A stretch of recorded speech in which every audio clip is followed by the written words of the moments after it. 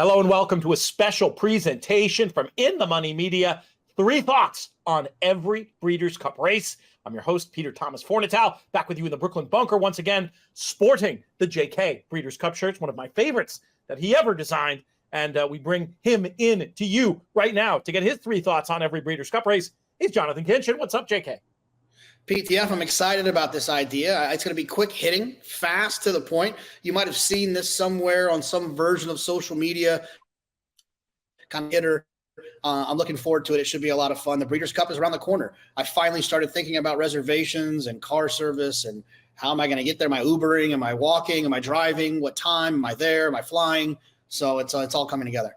The most important thing, of course, is who's going to win these races. And we're going to have a ton more coverage for you on In the Money Media and through our In the Money Media YouTube channel, inthemoneypodcast.com. Lots of stuff. And for those that want everything, you don't want to miss a single thing, we have inthemoneypodcast.com/plus is the place you want to be checking out. You might be listening to this. We're also doing this on YouTube.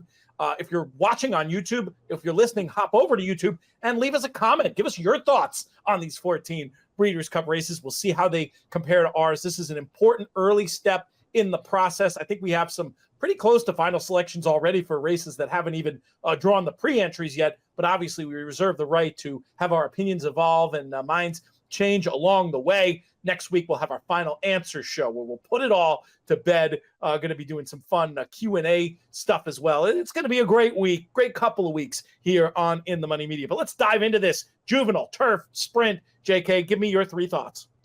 My first thought is, amidst waves, wants it firm. I distinctly remember being at Saratoga, watching her kind of on off ground in the stretch, bobbling up and down. She ran extremely well at Keeneland. I think she's going to love it firm. I think she's George Weaver's best chance of winning the Juvenile Turf Sprint.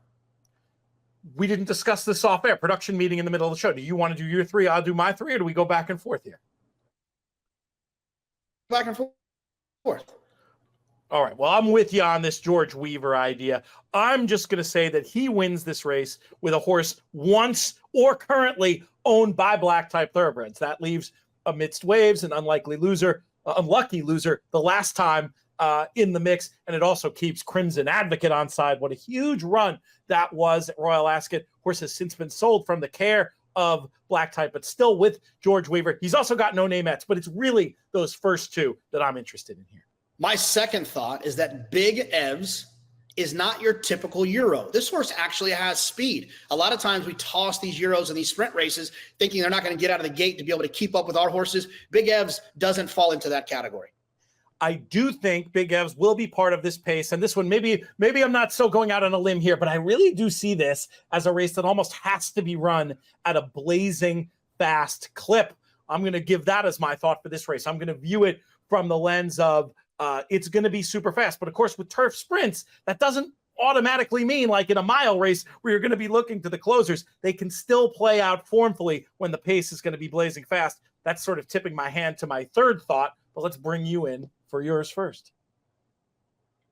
My 3rd thought is that Mick Appleby has the best chance of winning a Breeders' Cup race of anyone whose last name is Appleby. I just don't think Charlie's really set up this year like he has been in the past, but Mick with Big Evs does look to have, if anyone's going to kind of knock off that 3-headed monster that George Weaver has.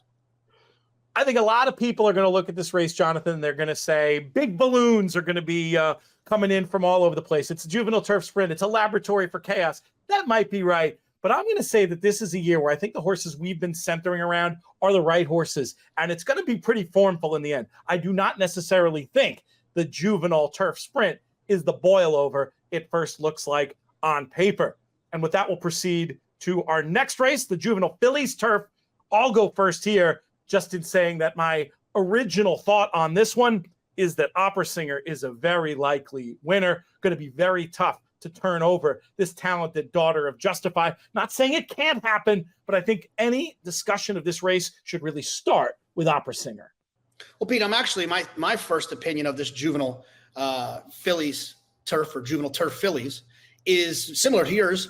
I think that a horse sired by Justify is going to win this race, whether it is Opera Singer or Hard to Justify for Chad Brown. I think one of those two horses likely gets it done. Opera Singer is going to be a pretty big favorite, but if one of the Americans does it, I think it will be Hard to Justify.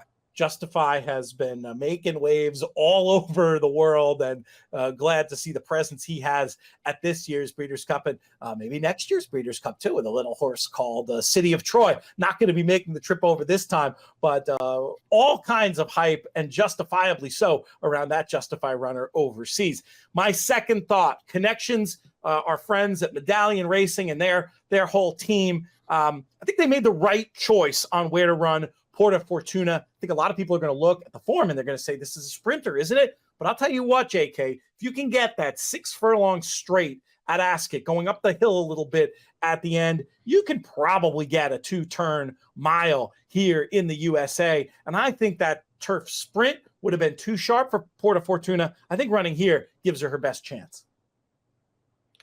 Pete, my second thought is that Buku is trending in the right direction, and the price could be kind of nice for the underappreciated. I hate the word underrated. The underappreciated Phil Bauer. I think a lot of people know that he's good. I just think sometimes they forget. What don't you like about the word underrated? Because it just kind of it suggests that people don't have any respect for you if you're underrated. I think underappreciated sounds a little bit more like they just don't appreciate what you bring to the table. They know you're good, but they don't quite appreciate it. And I think that's probably a better way to frame Phil Bauer. I like it. I've got one on She Feels Pretty. I think this horse is a serious contender. And all you got to do is look back at the form of the Natalma. It was fast at the time. And then you see 5 next out winners, or at least next out horses crossing the wire first from that race already. But to me, JK, even more important than that, even more important than the old school key race concept is the new school one, where when you see 7 of those 8 runners to come back have improved their figures significantly. One that regressed actually won, but it just feels like a really fast and good race. And I'm not going to be leaving She Feels Pretty out of the mix. Pete, my third thought is more of a question. How good is Austere? I think a lot of times when you have horses that run at Kentucky Downs, it's a little bit tricky. It's a tricky race course. They're left, they're right a little bit. They're up, they're down. They've got 4 cameras in the stretch I can't quite figure out. But it's one of those situations where you have to evaluate horses that run at Kentucky Downs. They could take a step forward. Maybe they didn't really appreciate it. Or they could take a step back where the course moved them forward. So my third thought is really a question. How good is Austere? I think that's a good question to look at for all the Kentucky Downs shippers really coming over to this Breeders' Cup. It's such a different course. Will that form translate, or will what happens in Franklin stay in Franklin? We'll have a lot more clues on Breeders' Cup weekend. Let's talk about the Juvenile Turf race, JK, and we'll let you kick this one off. Yeah, my first idea here is that the highest priced favorite of the entire weekend will be here. Doesn't really seem like there's a standout. Often this race will have a horse that's got a lot of buzz behind him, some American horse who's been running fast, a European that is the next fastest horse in the world. That feel here, I think this will be the race that has the highest priced favorite of the weekend, definitely, in my opinion, on Friday. Interesting. I'll have another idea on that we'll get to in another spot. But for me, don't underestimate Unquestionable just because he's 1 for 5. You'll see U.S. players in particular so used to horses being campaigned so carefully and so gently that any loss is like a blemish on their career. It's not the way they're campaigned over there a lot of the times, and that's certainly the case for Unquestionable. This is a horse that has superb form that wins a typical running of the Juvenile Turf. Pete, my second one is also a question, my second thought here for the Juvenile Turf. Where are all the Euros? Looking at the pre-entries, we filmed this before pre-entries, looking at a lot of the publications who have released lists of horses that are probably going to show up. I've only seen 2 or 3 Euros. We'll see if more entered in the pre-entries, but my question is, where are all the Euros? It's a good question because this race has a history of producing runners that have gone on to run great in races like the Guineas and the Derby. So you would expect that they wouldn't be afraid to come ship over, but it doesn't 100% look like that's the way it's going this year. But my feeling, and this is to get back to my thoughts on Unquestionable again, as much as anything else, I still feel like from what I've seen, the best North Americans are probably too far behind the form that one brings to the party. And I will be looking more closely at those other Europeans to potentially turn over unquestionable rather than looking at the North American contingent.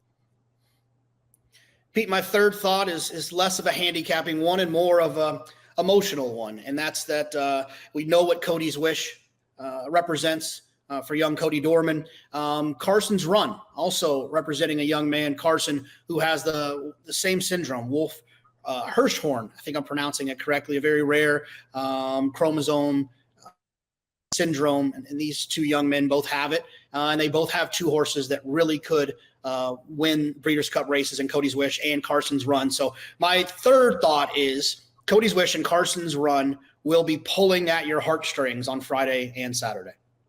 Definitely candidates to be story of the weekend. And from a fan point of view, how great if both could get it done.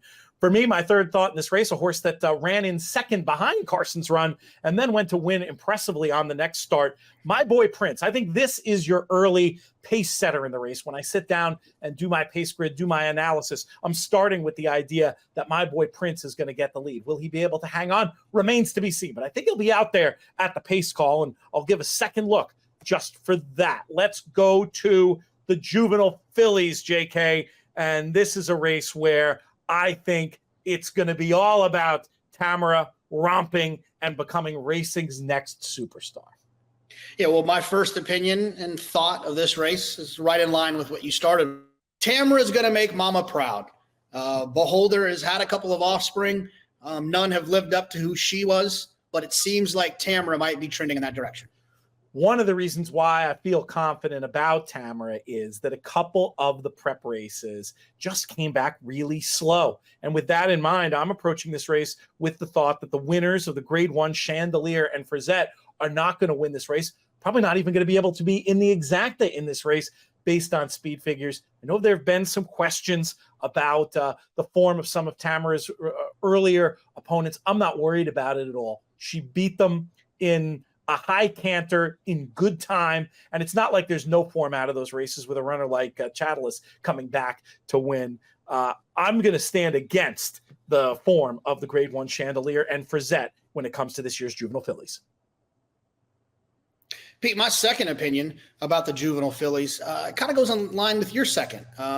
This idea that the Alcibiades and the weren't that fast. Those horses are going to take some money, and I think it sets up perfectly for 25 and 1 or higher to hit the trifecta. Tamara's going to take a ton of money, and I think that some forgotten horses, some improving horses could get into the mix and make this actually be a pretty interesting trifecta, considering such a short price favorite is likely to win on top. I like that idea. When I'm thinking about the try for this race, JK, it leads to my next thought. I think Vivi's Dream is the horse I want to be double keying underneath Tamara. I thought that was the prep that I wanted from the Alcibiades. And I think in terms of running style, Vivi's Dream, I don't think is going to necessarily get burned up by Tamara. I'm hoping what that race will be going on in front, and there'll be sort of a secondary race where Vivi's Dream can close and get the job done. Pete, my third opinion about the Juvenile Fillies is that Bright Work will run better than her Alcibiades performance. I thought she beat the best filly in Ways and Means. Unfortunately, Ways and Means was injured, so she's off of the Juvenile Fillies trail. Hopefully we can see her next year for the Kentucky Oaks. I think Bright Work's going to run better in the Alcibiades, or the Alcibiades, if your name's Peter Thomas Fornett. A chestnut for the long time viewers and listeners. We're not even going to explain it here. Email or tweet us if you need the full explanation. The last race we're going to talk about on Future Stars Friday is the Juvenile. And for me, JK, I think it's your turn, but I'm going to go anyway. I think this could be the most competitive race with the highest price favorite. Well, look, I'm going to agree with you. And my first point that it is going to be the most competitive race. But I think that the draw is where this race is won or lost. If Timberlake draws inside, or Prince of Monaco draws outside, if Timberlake draws outside, or, Muth draws poorly, I think that the race can be won or lost at the draw. I think it's that race, and I think that where you line up is going to matter. For me, it really is about this four-headed monster, the horses at the top of the market now. I can't even tell you who's going to be favorite. Maybe Prince of Monaco, but between Prince of Monaco, Muth, Locked, and Timberlake, that's from this far out. That's my short list here, and I'm going to do a lot of extra work on them before these pre-entries even come out. My second point is simple, and it follows yours very well. You said four-headed monster. I think it's a five-headed monster. I think General Partner deserves a lot of credit for so far in his career, and I think that he could be heard from if ignored on Breeders' Cup Friday. Of the four or five now that you've put forward, though, for me, Locked, I think, is the one that I like the best, JK. I just really like the improving pattern that this horse has. We've talked about it a little bit, this type of thing with Sean Borman, who's going to be part of our pro player roundtable as we get closer. But this is one I don't even need to see his stuff to see what he's talking about in terms of a horse that just keeps running each part of the race faster than the last. I think could be set for a massive effort in the Juvenile. My third thought is a pretty simple one. I did tell you I think it's a five-headed monster, but I also think a more prevalent thought in my brain is that Timberlake might be a freak. And I think that if he is, we'll find out about 4:40 p.m., I think, on Friday. I think I know that because I was trying to do a dinner reservation, but I think we'll find out about 4:40 p.m. I think Timberlake might be a freak. Din Tai Fung for the win, my friend. We got to see if we can get in there for anytime you're out at Santa Anita. We move on to Saturday and the Dirt Mile, JK. Give us your first thought. Yeah, I mean, look, this is a very fence-sitting thought, but my first thought about the Breeders' Cup Dirt Mile is Cody's Wish might be vulnerable, but he also might win by 5 and be in the conversation for Horse of the Year. It's a tough situation to try to work through. I'll say this, JK, for my first thought. If you're an international who's watching and you do want to bet Cody's Wish, I'd say bet him now. I'm seeing 3-1, 7-2 around. Don't you think on the day this horse is going to be 6-5? And, you know, at that price, I do feel like the gambler in me feels like you're supposed to bet against. But boy, if that's wrong and he is more like 2-1 or higher with everything behind him, I might have to rethink my idea of his vulnerability. Pete, my second thought about the Dirt Mile is that Practical Move is the up-and-comer, the 3-year-old that you want. Showed a ton of promise early in the year, was on people's short list for the Kentucky Derby. Actually wasn't able to run. I think maybe now Practical Joke trending in the right direction.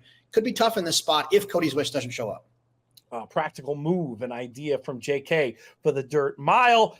I will say this. If you are going to get cute and try to beat Cody's Wish, my gut is I'm going to probably try to do it with a speed horse, with a horse playing a different game who's going to be out in front of him, who can maybe get too much rope. It's hard for me to see somebody launching a closing move at the same time as him and out finishing him. If I'm going to try to beat him, I'm going to try to beat him with a speed horse.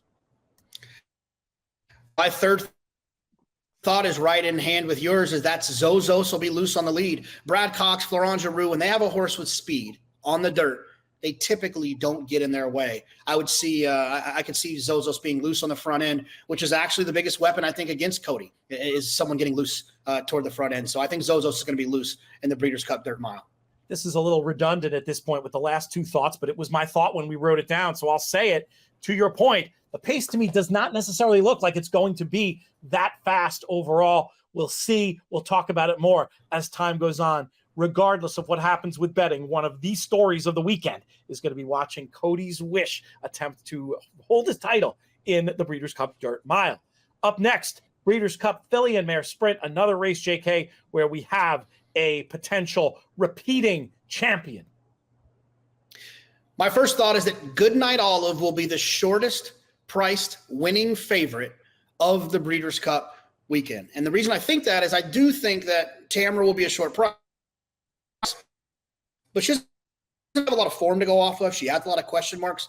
Goodnight Olive won last year, is in great form, and I think will have a pretty big edge on an underwhelming field that I expect for the Filly and Mare Sprint. I'll go Oppo with you here and just definitively make my first thought that Goodnight Olive will not be a shorter price than tomorrow. And I think it's double handed, JK. I think it's the numerical advantage that Tamara has over the field. I think will be a little bit greater than Goodnight Olive's. And I also just feel like the narrative machine is going to go crazy with the thought of Beholder's baby, et cetera, et cetera. Goodnight Olive will be favorite, but I don't think she'll be quite as short as Tamara in this spot. Pete, my second thought in the Filly and Mare sprint is that Goodnight Olive will be first or second going into the turn, the half-mile pole. She was forward last year. There just happened to be 3 or 4 horses in front of her that made her be fifth. Her best race she's run all year and possibly in her life was chasing Echo Zulu around the racetrack. I think Goodnight Olive is going to be forwardly placed, and I think she's going to be extremely hard to beat. While we're talking about the pace in this Filly and Mare sprint, I'll get to my second thought, which is I think it'll be Society who proves the best of speed early. I'm not saying I think she's going to necessarily turn back Goodnight Olive, but I think she will have a tactical advantage, and Goodnight Olive, she'll be the one that Goodnight Olive has to come and run down.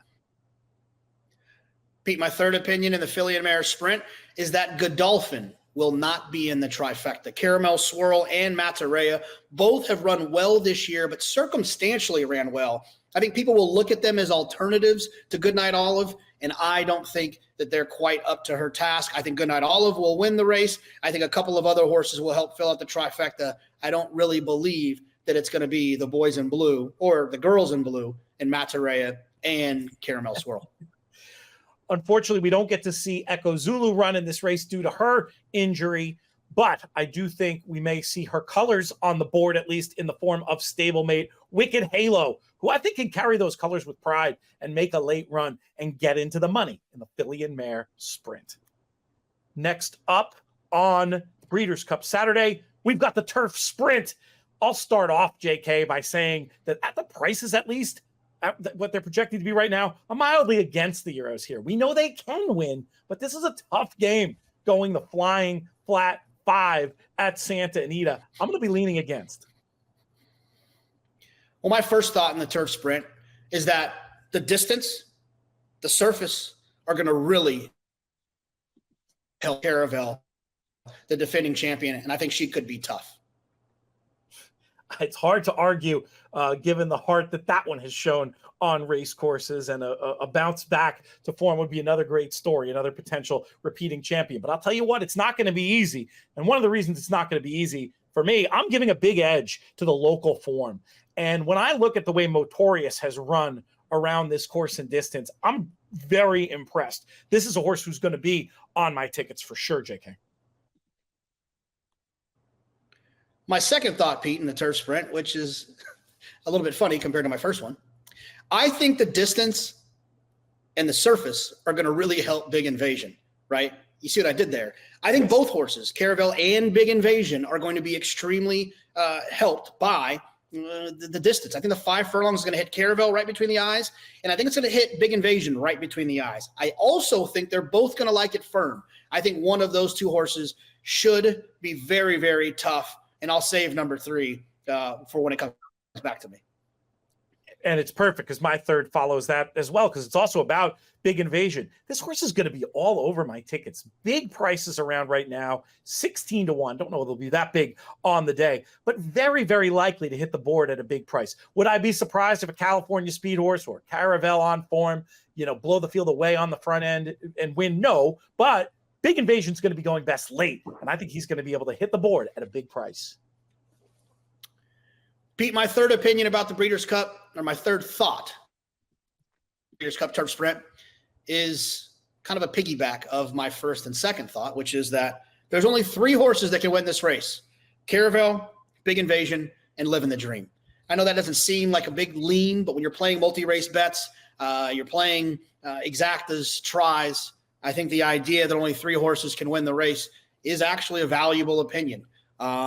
And if you don't believe me, then look at my Breeders' Cup betting challenge plays. If I'm alive to this race, I will be all in of those 3 winning.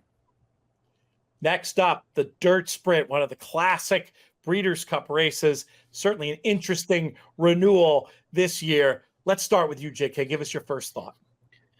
Yeah, mine's simple. Let's see what happens with the cross entries of the pre-entries. But mine is that Gunite is better going longer. So let's see if he enters in here. If he does enter in here, I think he's probably a play against. If he enters in the mile, then I think he does stand a pretty good chance in there. But I definitely wanted to make the point known now prior to seeing what happens that he's definitely better, in my opinion, going longer.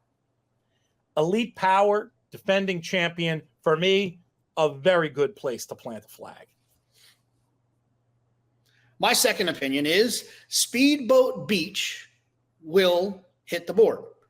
I should probably change that. I'm going to say Speedboat Beach will be in the exacta. I thought he ran extremely well last time off of a little bit of a break, a lot of a break. He shows up here as a 3-year-old, should take another step forward. I like Speedboat Beach quite a bit. I just have a third opinion that you got to hear first. There's going to be a fast pace in here, I think, this year. It doesn't always happen in the sprint. It's supposed to happen. I think this year, with all these local California horses out there used to butting heads and the way that track's been playing of late, I think the pace is going to be fast. And that just gets back to point number 1, which I have a feeling is related to your point number 3, JK. Elite Power should be suited perfectly by the way this race is going to be run.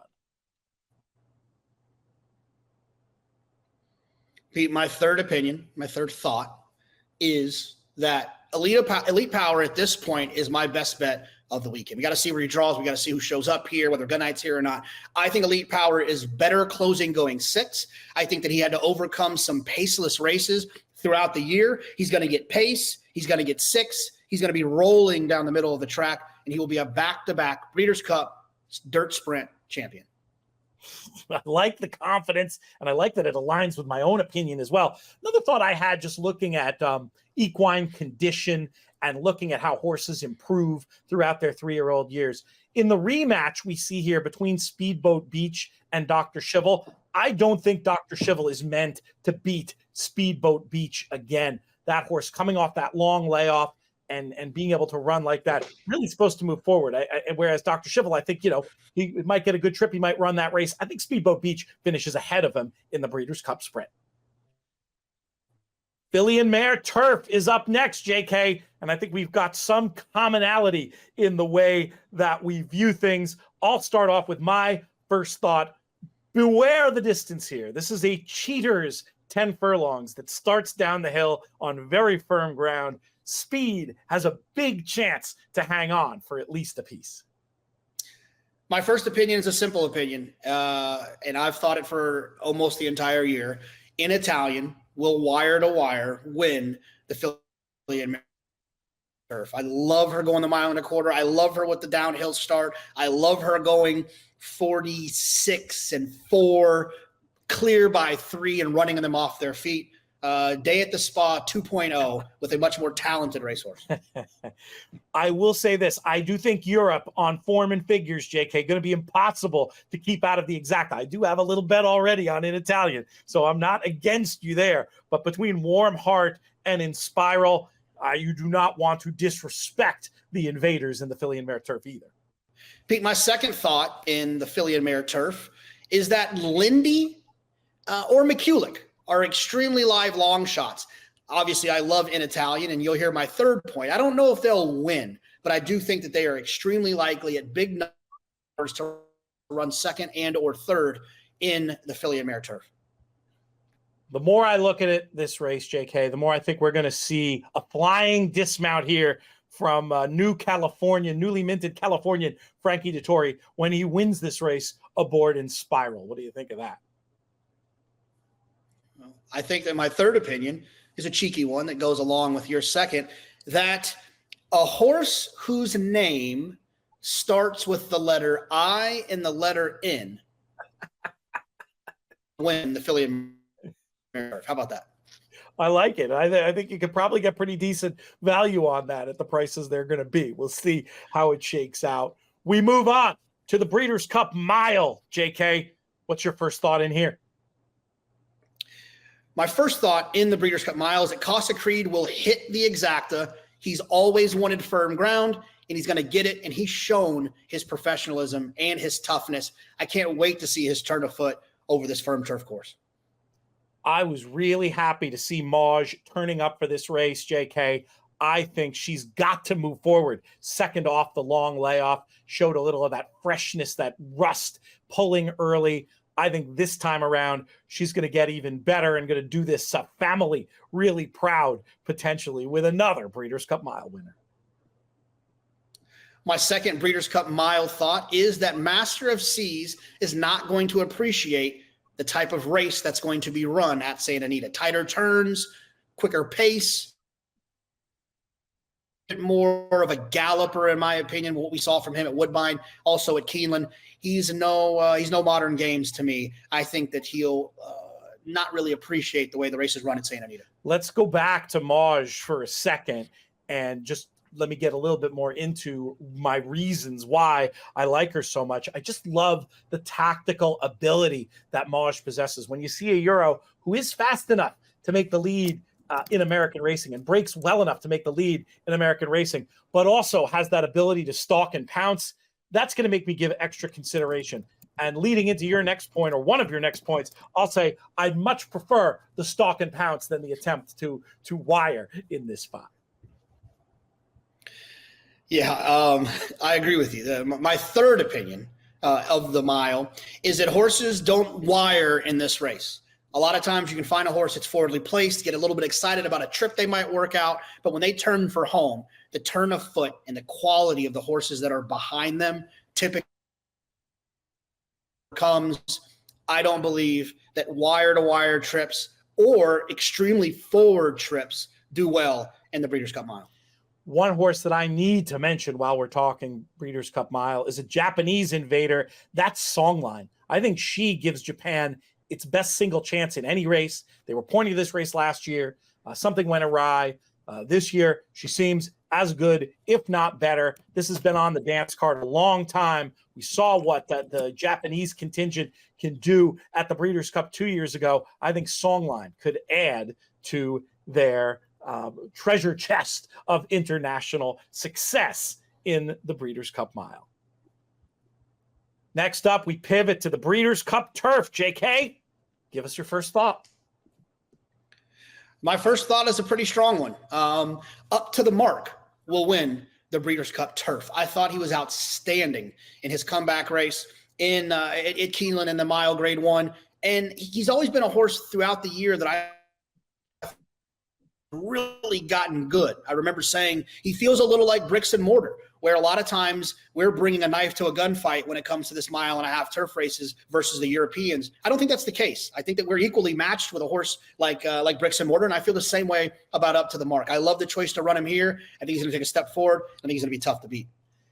To me, the biggest thought to come out of British Champions Day from a Breeders' Cup perspective, JK, was a horse who didn't run, and that's Distaff. I really think it's huge that he's going to be pointed here, and my analysis is going to start with him, and he'll certainly be on a whole lot of my tickets and what I think is going to still end up being a pretty strong European contingent. Pete, my second point in the turf is Warlike Goddess. I love her when she's racing against kind of the average females, when she's racing against the average males. But on this stage, going against these horses with a pace that doesn't seem to be fast, where she's going to be pulling all the way around there, I don't think Warlike Goddess is going to hit the board. I mean, I get it. It's a much tougher situation. And for me, I mentioned Distaff in my first point, not even the biggest name, I think, in terms of fame that's going to be coming over. That honor would belong to Auguste Rodin. Going to be an interesting one to see how he ships over. He's not always shipped well in the past, but his best race to me makes this look, at first glance anyway, like a bit of a match race between Distaff and Auguste Rodin. Pete, my third opinion is that Up to the Mark is the only U.S. horse that can hit the board in the Breeders' Cup Turf. I obviously like him to win the race, but I just don't trust the other horses. And that includes Bolshoi Ballet, who is technically a Euro, but his last race was here. I don't need him either. I just feel like if it's not Up to the Mark, it's going to be one of the Europeans, but I do believe it will be Up to the Mark. He is the best American horse we have to offer. let's talk about another European in my third thought. And the general thought is just to always keep in mind the variables of when you're looking at turf racing of different courses and different ground and how they can change what you might expect to happen. And that makes me not want to overlook Onesto off that huge third in the arc. That was ground that that wasn't as soft as it always is over there in France. And I could definitely see Onesto running a lot better, or really just backing up that run in the arc. And like many other arc also rans who ran good races, really making some noise in this year's Breeders' Cup Turf. Let's talk Distaff, JK. Give me your first thought on this one. My first thought is the pace of the Distaff is going to be very fast. I think it's going to be 46 1/5 of a second. It's going to be faster than that. Either that fast or faster. I think they're going to roll around there. There's so much speed signed on, and I think that they're going to let them rip. Agreed. The speed horse that I still will have in some of my reckoning of the race, though, JK, is Idiomatic. I've been very impressed, and I think that's going to be your candidate to be the best of speed. I'll be leaning against the other speed horses, but I'll be leaving Idiomatic in some combinations. Pete, my second opinion is simple, that Clairiere is going to get her trip. If and when she decides to try to show up and win this race, she's got to get everything that she needs to do so. She's got to work out a little bit of a trip, but the pace is going to be honest enough in front of her, and I think she will run well given the fact that she's going to get such a good trip. She's the horse I want to bet as well. I'll get that thought in there. There's some other historical trends we were talking about with Brad Free, and another video you can find here on YouTube about how well horses who've skipped the last prep have done in this race. But it's mainly just about pace making the race and Clairiere getting exactly the kind of situation she needs to thrive. Pete, my third thought about this race is that search results, not randomized, is the Kravets Chad Brown horse that I want. Let's not forget, search results, one of her best races, best two races. She lost to Malathot in the Kentucky Oaks, and then she got moved entirely to Phipps, where Malathot and Clairiere caught her. Those are two of her best races that she didn't win. She's got a ton of talent, and I think she's the Kravets Brown horse that you want in here as an alternative to the top choices. I'll give you a long shot to hit the board, a horse I've always liked and has done this before, running late when most of the real race is over, but hitting the board at a price. Desert Dawn is one in the Distaff I like to come running to nab second or third at a price, and heck, maybe I'd even leave a penny on top to win. We get to the big one. This is the race that we're so excited about from this far out. We talk about it all year long, and this year in particular, it has a really interesting angle or six. The Breeders' Cup Classic. JK, what's your first thought on this? My first thought's a simple one, and it's a wide sweeping one. It's that a 3-year-old is going to win the Classic. Now, I almost tightened it up to say that a horse whose name started with A was going to win, Archangelo or Arabian Night, but I wanted to save myself a little bit with horses like Mare and Go Rocket Ride, just in case, or even a horse like Saudi Crown. I wanted to kind of keep those in my pocket as a defense. It's not the smartest, it's not the sharpest, longest, most predictive opinion, but I do think a 3-year-old's going to win. I'll tell you what, I'll go Oppo with my first thought in this race. I was knocking around this anyway, and you've helped me crystallize it. I'll take the older horses against your 3-year-olds. I feel like White Abarrio's big run in the Whitney has been underrated largely, but a lot of people have written that off as a fluke. I think if he runs that race again, he wins. And boy, how about Zandon and what he did out of that race? He looked like a serious contender, a horse. Well, I could segue into my second thought, but I'm just going to leave it there for now. Give me an older horse in the Classic. Well, I'll give you another horse. My second thought is I'll give you Zandon to hit the board. Not necessarily win the race, but it was announced today or yesterday or a few days ago, depending on when you're watching this, that Frankie Dettori will take the mount on Zandon. It's going to be very interesting. I think if you think about ride, have the best internal clock. Who is it? One of them would be someone like Frankie Dettori. And I think that he'll be able to, they'll have some pace to close into, and he'll come running I just don't think he'll catch the top two, but I do believe Zandon will hit the board. I'll give you a hit the board one as well. I think a foreigner can hit the board in this spot. Looks like we'll have three. Ushpitsasoro, who I almost mentioned when talking about older horses. I like also a 3-year-old in Dermasotogake will be competing. And then also King of Steel. Looks like he's going to be coming to compete in the Classic as well. Battle-tested as he is. What a great storyline that would be. So I'm going to give you a foreigner to hit the board. Pete, my third and final opinion of the Breeders' Cup Classic, or early thought, is that Dermasotogake, nailed it. Well said. Is going to run up to expectations that he had leading up to the Kentucky Derby. I don't think he's going to win, but I do think he's going to run better than what we saw him run earlier in America. Same pattern for mine. Mage is going to run a race more like his Kentucky Derby than his Travers. I think he has a chance to do really well in this spot, and don't write him off just yet for 3-year-old of the year. Ain't going to be easy with what some of the others have done, but hey, an on-the-board finish in the Breeders' Cup Classic to go along with a Kentucky Derby win, it'll be something we can debate on podcasts anyway. JK, thank you for taking the time to do these Breeders' Cup thoughts. We've got so much more coming. InTheMoneyPodcast.com/email. Sign up there. You get our free email newsletter. That's the easiest way to keep track of everything we've got going on. Check out the JK shirts in the Breeders' Cup store as well. Some fantastic stuff there. Give us a closing thought before we get out of here. Looking forward to it. It's never too early to have some thoughts, because you can build these thoughts, process them, gather more information. It'll lead you to a successful Breeders' Cup.